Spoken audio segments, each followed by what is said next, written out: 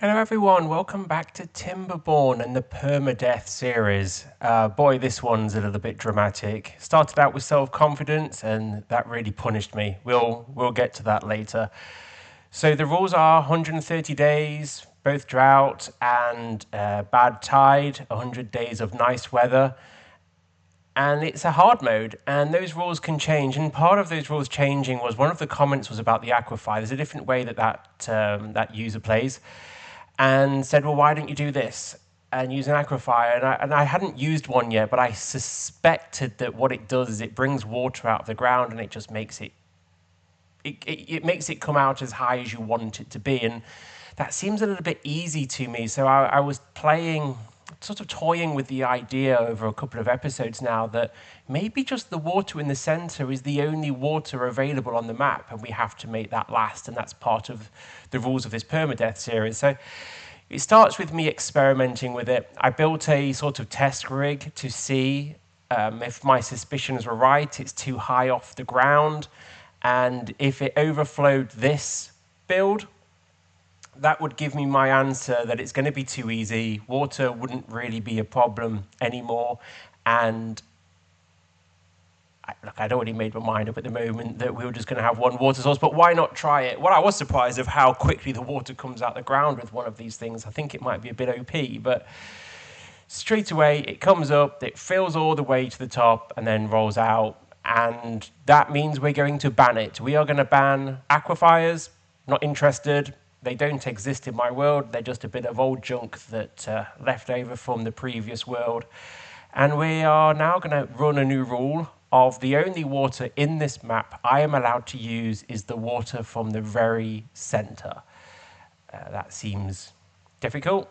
And we'll have to rely on the reservoirs and pumping it out and yeah, I'm stuttering a little bit because I know where this episode is going, and I'm trying not to be too self-sure of myself earlier on. I decide to basically double the ability of my pumps filling up the reservoir. I had a realization that the bigger reservoir I'm building in the background, there is a way that I can get water into it quicker. Because it's 8 high, it takes, I think it was 25 days to get up 8 tiles before it starts pumping into it. And I've got this set to 5 to 100 days of nice weather.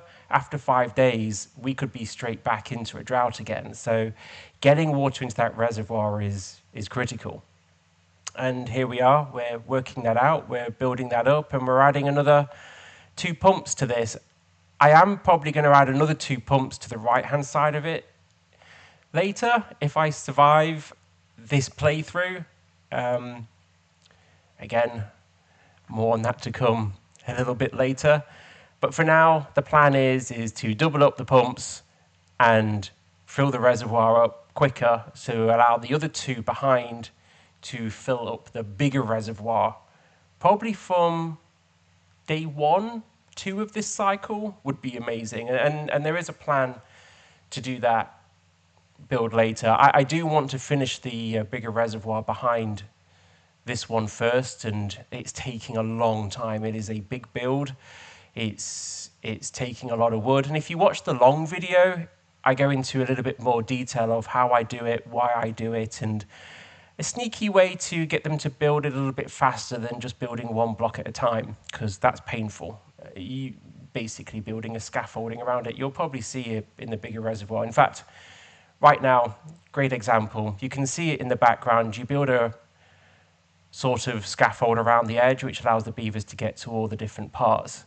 So this is quite a long way into the cycle. This nice cycle lasted a very long time. And you can see I'm starting to fill up that second reservoir behind to give me as much chance of surviving the next drought as possible. And it was all good. It was happy. We had lots of water. The beavers were happy. Things were going great. And you're probably thinking, what's he talking about? How can it possibly go wrong from here? Well, this game has a tendency to offer a little bit of a surprise if you don't plan ahead, and that's about to hit me. It'll be interesting of how many of you could just possibly work out if you're watching this, put some comments in below if you reach this stage, and just having some guesses of how this could go horribly wrong, where these beavers might not survive the next bad tide. And here we are. The bad tide has just hit us. Well, it's just announced that we've got the bad tide. So I kind of go into a mode here of going, right, well, the bad tide's going to be in 3 days. I don't know how long it's going to be. What can I do? Well, I filled up the new reservoir as much as I possibly could. There's not really much more I can fit in that right now before it floods. The front reservoir's fine. The secondary reservoir's fine. I go, okay, well, they're not building a lot of dynamite. That's a bit annoying because I could get more water into here. So where have they been building dynamite? A little bit of exploration. Nope, not a lot of dynamite there. They've been focusing on the extension. And look at all of those lovely 3 dynamites. So I go ahead, I blow that up. Is anyone getting this now, where this is going? I blow that up, confident, it's all great. And look at that water going down. Look at how much water that is making for the reservoir. That's amazing. All of this water is going out, and I'm going to have a lot of water to play with. So we'll leave that alone. And do you know what? Now I'm watching this back, you can actually see the water flow that's done what's happened. And I'm taking my time, working out, okay, well, we'll put some more stairs in, we'll get this, we'll set up the next lot of dynamite in order to be able to get more water into this reservoir. And I'm quite happy sitting here, planning away, going, yeah, plenty of water, it's all fine. Anyone with you yet? Anyone worked out what's happened? Because the developers of this map are diabolical. I haven't noticed yet that there's a lot of water flow happening. That water flow isn't slowing down, if you've noticed. It is not rising, and I speed up time, and look, it's still going down. I haven't realized yet. And I only realize when I zoom out. And I'm like, hold on a minute. There's a lot of water leaving the reservoir. Where could there possibly be a breach? Look at it all going out. It's all coming out of there, and now I realize, hold on a minute, where's it going? I pause the game and look at that. We have a river underground that connected to the reservoir and made a hole. I am losing all of my water out of the reservoir. I've plugged the hole up there. It's 1.5 days until a drought, which I have no idea how long it's going to be, and I'm panicking. And I work out, if I block up the first reservoir there, they should be able to build it quickly and salvage as much water as I possibly can. And I now have to go through a very long period of just watching that water drain out while very lazy beavers don't bring wood to it. There's 4, there's 8, there's 12, and now they've blocked it. That was a good 1.5 days of water just pouring out of the reservoir. The drought hasn't happened yet.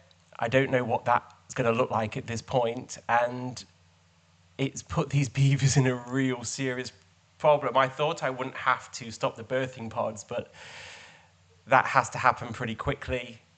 And I mean, this is a disaster. This is an absolute disaster. Fast forwarding, bad tide started. 49 days.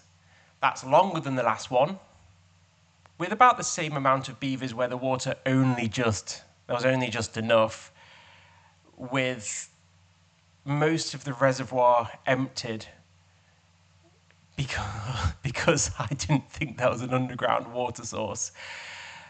The next episode will be, will I survive this drought? I am going to have to ration the water.